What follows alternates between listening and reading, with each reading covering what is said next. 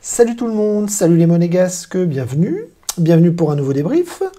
Alors vous m'excuserez, hein, je suis dans mon garage là.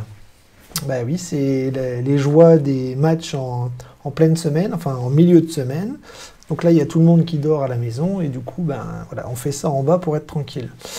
Donc on va parler de la 23e journée de Ligue 1 et on avait une semaine de fou.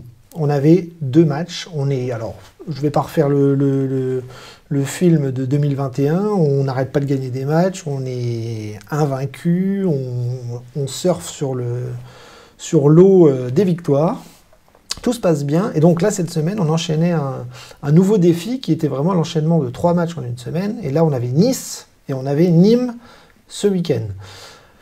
Donc Nice, vous savez ce que c'est le derby, c'est le match que tous les Monégasques attendent et que tous les Niçois attendent. Et franchement, c'était vraiment un énorme match qui était quand même assez mal placé d'un point de vue du calendrier parce qu'enchaîner des matchs comme ça, moi je trouvais que c'était assez difficile de les préparer. Les Monégasques ont fait ce qu'ils ont pu, ils l'ont préparé en 2 jours. Et il a bien fallu jouer le match. Et on a vu que ce soir, finalement, il y avait une effervescence, mais un peu tardive, de par le fait que ça arrivait vraiment très vite. Donc c'est pas grave, c'est un derby, on a gagné le match aller, il fallait gagner le match retour, c'était à Monaco, et nous, il fallait qu'on continue de surfer sur l'eau, parce que on n'arrêtait pas de gagner, et c'était vraiment important d'enchaîner encore une victoire, et de poursuivre la magnifique série de ce début d'année. Perso, j'étais pas très confiant. Sur les réseaux, j'ai dit que je pensais que les Monégasques allaient être fatigués, allaient être un petit peu en difficulté sur l'enchaînement des matchs. Et en fait, on va voir que ça s'est plutôt bien passé, même très bien passé, et c'est super. Voilà. Donc, si je dois parler du groupe, c'est assez simple. Tout le monde était là, sauf 2-3 absents. Hein, on a toujours Gelson Martins qui est blessé et qui va revenir tranquillement. Florentino Luis, qui n'était pas là parce que je pense qu'il était suspendu et qu'il avait des cartons accumulés, donc il n'était pas là. Et Goebbels, qui lui a l'air de disparaître de l'équipe. Et j'ai l'impression que Kovac n'en veut pas pour le moment. Donc voilà, très peu d'absents. Le groupe était complet. Il y avait même le retour de Fabregas, donc ça c'est exceptionnel. Ça fait un bien fou de le revoir dans le groupe. Il n'est pas rentré ce soir, mais on va le revoir peut-être petit à petit dans les matchs à venir. Donc groupe au complet quasiment, et le 11, il est tombé 1 heure avant, 20 h, équipe type. Ah bah c'est pas compliqué, équipe type, il n'a rien changé, on pensait qu'il allait faire tourner 2-3 joueurs, il n'en est rien.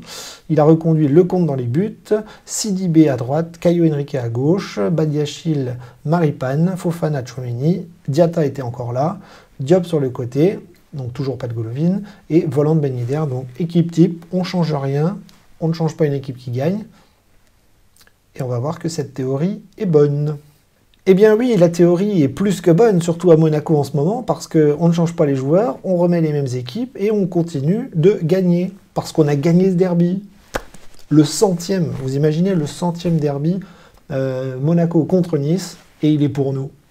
C'est génial. Donc on a gagné 2-1, on va analyser un petit peu la rencontre et on va voir que ça a été un match extrêmement intéressant pour ma part. Ça n'a peut-être pas été un match spectaculaire, ça n'a peut-être pas été un match complètement fou, ça n'a peut-être pas été ce que les supporters attendent d'un derby, mais moi j'ai trouvé que c'était un match très intéressant, notamment d'un point de vue de Monaco, parce que j'ai vu des choses qui commencent à prendre sérieusement forme, et là on commence à avoir une solidité, une consistance, une application, une fluidité dans ce qu'il y a à appliquer lors des rencontres, et j'ai vraiment l'impression que Kovac est en train de sérieusement imprimer sa patte sur cette équipe, et ça se ressent de plus en plus, et honnêtement le match de soir c'était pas évident de le remporter, avec l'enchaînement des matchs, avec la situation actuelle, avec toutes ces victoires qui s'enchaînent, parce que garder une constance dans les victoires, c'est très difficile, et on l'a réussi parce que là on continue de gagner et c'est un truc de fou. Donc on va analyser un petit peu le match. Ça va aller assez vite parce que la première mi-temps a été très bonne, j'ai même envie de dire presque excellente. On a eu les premières minutes, on a laissé un petit peu le ballon à Nice pendant 5 minutes où ils ont essayé un petit peu d'imposer leur jeu.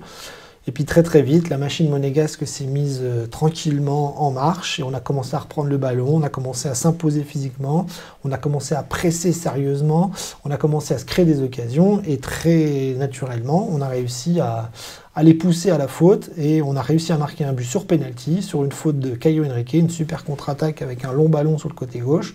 Caio Henrique se fait faucher dans la surface et qui le tire, le penalty, Ben Yedder qui la met au fond. Donc 1-0 à la mi-temps, ça a été très très très intéressant de voir à quel point cette équipe est de plus en plus confiante en elle, les joueurs ont de plus en plus confiance en eux, et ça s'est senti ce soir. Voilà, j'ai trouvé vraiment des joueurs qui n'avaient pas peur, des joueurs qui étaient sûrs d'eux, qui étaient sûrs de leur pressing, sûrs de leur conduite de balle, sûrs de leur passe, sûrs de leur petit travail dans les espaces, même pour les longs ballons. Enfin, tout était vraiment très appliqué, très sérieux, très fort, très costaud. Et Nice a craqué. Et à la mi-temps, ça fait 1-0. Et on se dit que si on arrive à reproduire la deuxième mi-temps de la même façon, ça va être une banalité. Deuxième mi-temps, on revient. Et je parlais sur les réseaux sociaux il y a quelques jours des fameux trous d'air que Monaco peut avoir. Et on en a eu un. Malheureusement, Badiachil est sorti juste avant la mi-temps parce qu'il a eu un choc au niveau de la cuisse, un petit peu comme une béquille en retombant par terre de très très haut. En plus, il est très très grand. Donc il s'est vraiment, il a pris un impact au sol extrêmement violent. Donc je pense qu'il avait la cuisse en feu. Donc il est sorti à la mi-temps, rentré de 10 à 6. Et dans les premières minutes de la deuxième mi-temps, j'ai trouvé que c'était un petit peu compliqué pour la défense de se remettre la tête à l'endroit. Et sur la première occasion niçoise, on prend un but. Voilà, une frappe sur le poteau qui revient dans les pieds de Lesmelou, je crois, et qui la met au fond, le con ne bouge pas, tout le monde se regarde et on se dit « Oh putain, qu'est-ce qui s'est passé ?» Égalisation. Donc là, on se dit « Ça y est, ça recommence, les errances défensives recommencent, on se prend un but casquette et il va falloir refaire un petit peu tout le travail pour aller rechercher un deuxième but. » Et en fait, Monaco a très très vite réagi, a très très bien réagi et petit à petit a remis sa patte de pressing, d'agressivité, de possession de balle, de décalage, voilà, sur les côtés, et sur un magnifique coup franc en fait de Ben Yedder combiné avec Voland et Sidibé. Ben Yedder nous fait une Jovetic, voilà, il met une sacoche au fond du filet, 2-1, et on reprend l'avantage. Donc là, on est bien, on est devant, et tout au long de cette deuxième mi-temps, ça va être un peu comme la première. On va essayer de pousser. On va avoir beaucoup d'occasions qu'on va rater.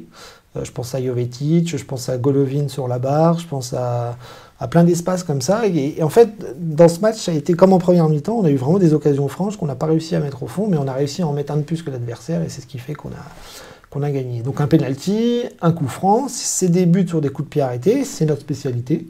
Si ce n'est pas les corners, c'est les pénaltys. Si ce n'est pas les pénaltys, c'est les coups francs.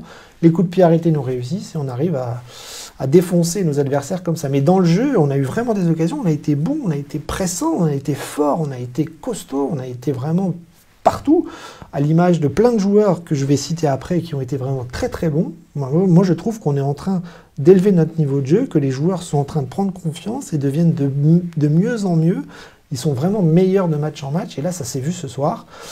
Au-delà du fait que ce soit un derby, j'ai vraiment trouvé la mentalité au top, et la victoire en est naturellement le résultat. Donc voilà, il aurait peut-être fallu se mettre à l'abri peut-être plus vite, réussir à mettre nos occasions. Voilà, je pense à Ben Yedder avec sa talonnade en première mi-temps.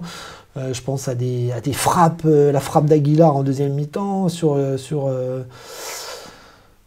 le gardien niçois, Ben Yedder aussi en première mi-temps sur une super combinaison collective qui frappe et qui pas assez fort est récupéré par le gardien. Donc voilà, on a vraiment fait le travail, on a réussi à gagner, et pour moi c'est le principal.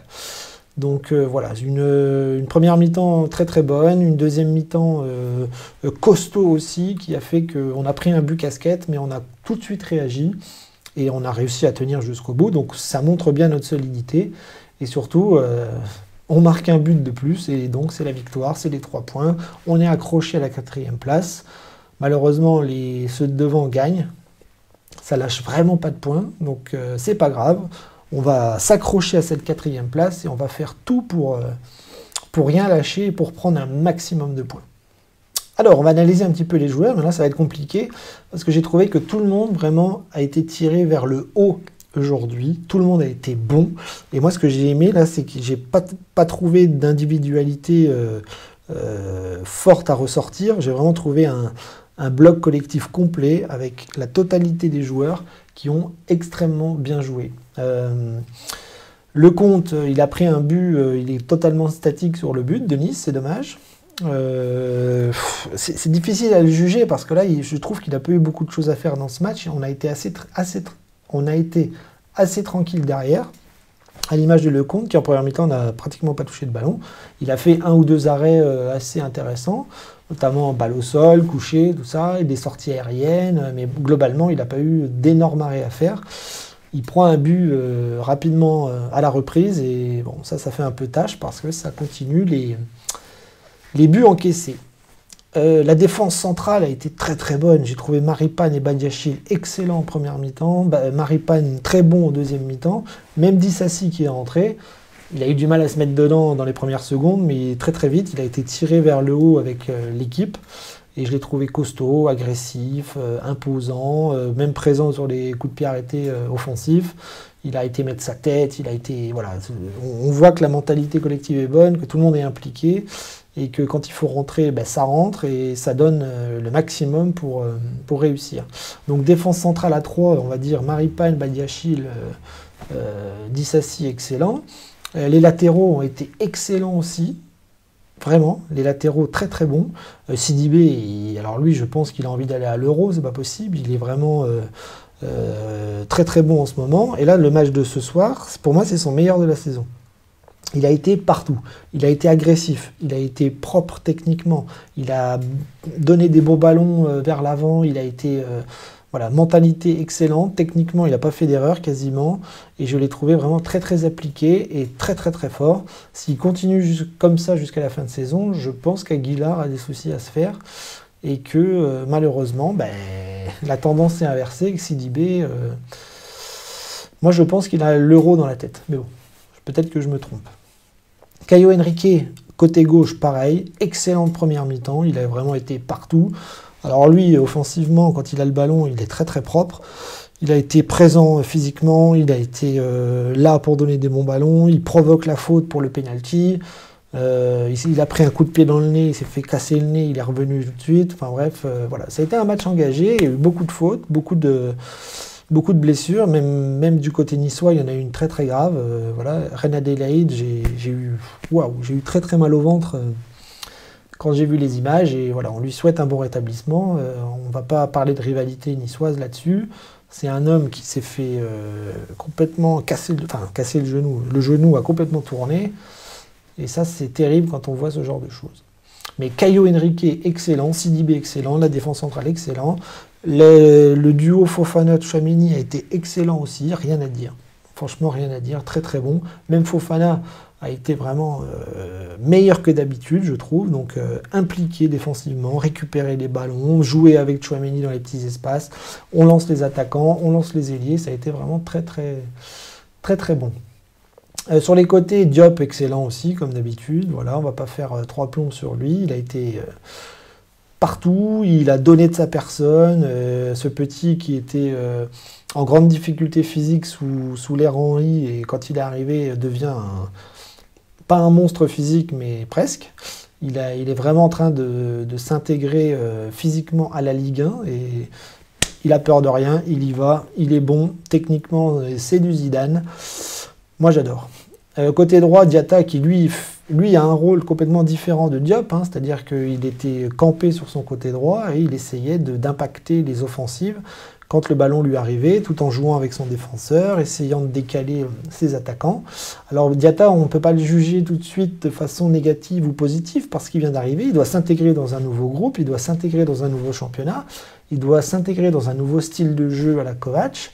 Donc c'est très difficile pour lui, parce qu'il faut lui laisser du temps, mais moi je le trouve très très intéressant dans le profil, et dans le fait de manger le couloir et d'aller chercher des offensives.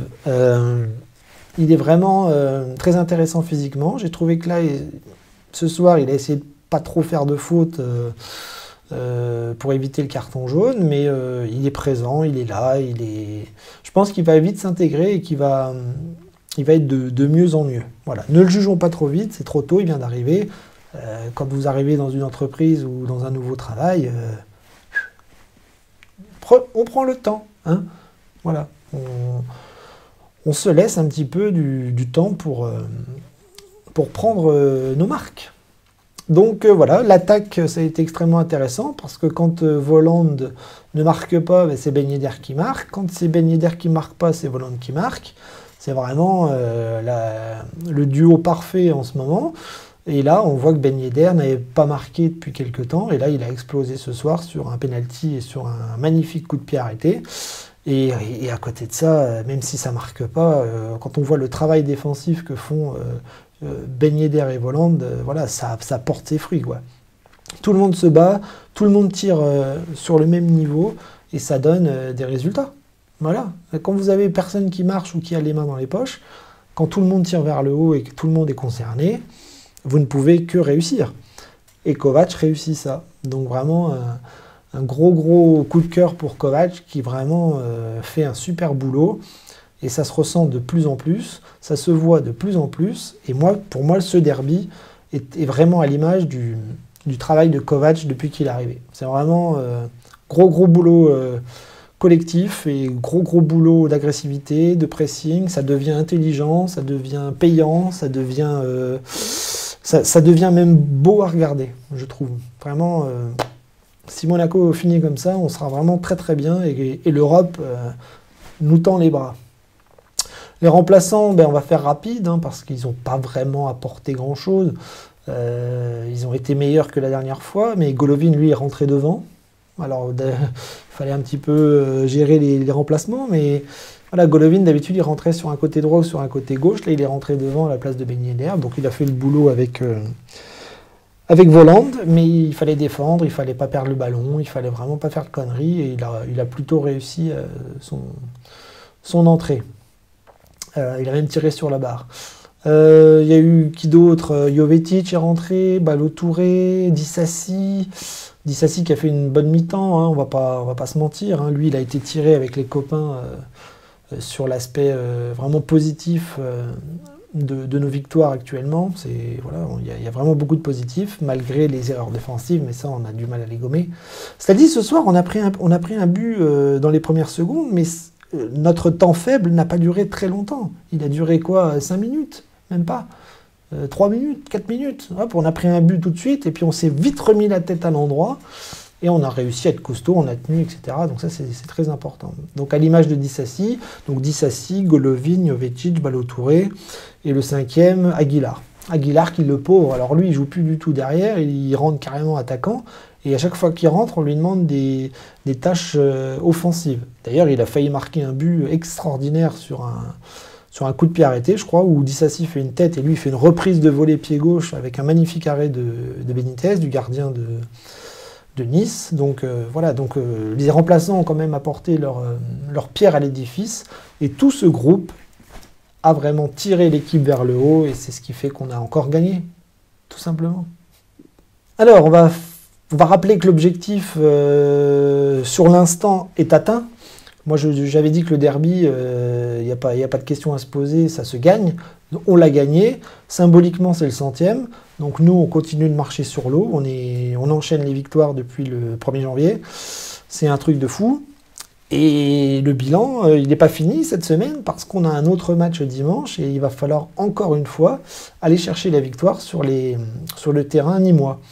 On va chez les Crocodiles dimanche à 15 h. Ça va être un match un peu différent d'habitude. Là, on ne joue pas le soir, on va jouer l'après-midi. J'espère que la météo sera clémente, parce qu'en ce moment, en France, il y a quand même beaucoup d'intempéries. Je ne sais pas sur Nîmes comment ça sera ce week-end, mais en tout cas, on joue dimanche à 15 h sur le terrain nîmois. Les Nîmois qui n'arrêtent pas de prendre des tôles. Ça serait bien qu'on continue de les enfoncer, parce que nous, on a une super dynamique de victoire et positive, et il faut pas que ça s'arrête à Nîmes. Hein. Autant j'avais un petit peu la trouille ce soir contre Nice, parce que dans un derby, on peut se planter. Autant à Nîmes, là, on doit gagner, on doit s'imposer, on doit même s'imposer largement. Et est-ce que Kovač fera tourner l'équipe? Je ne sais pas. J'ai pas l'impression. Là, j'ai l'impression qu'il a trouvé un bloc et un 11 type. Et pourquoi changer? Là, on aura jeudi, vendredi, samedi pour récupérer. 3 jours. On verra. On verra ça dimanche. En tout cas, pas grand-chose à dire si ce n'est que tout va bien en ce moment. On a un Monaco qui est vraiment au top actuellement et vraiment savourons-le. Profitons-en. Moi, je me rappelle des débriefs que je faisais au début, c'était à se tirer une balle dans la tête. Et là, c'est tout l'inverse qui se passe. On est en train de retirer Monaco vers le haut. Et ça fait du bien. Je vous laisse. Il est tard. On va aller faire dodo. Et puis, on se donne rendez-vous dimanche pour le débrief de Nîmes-Monaco. Dagemonegu.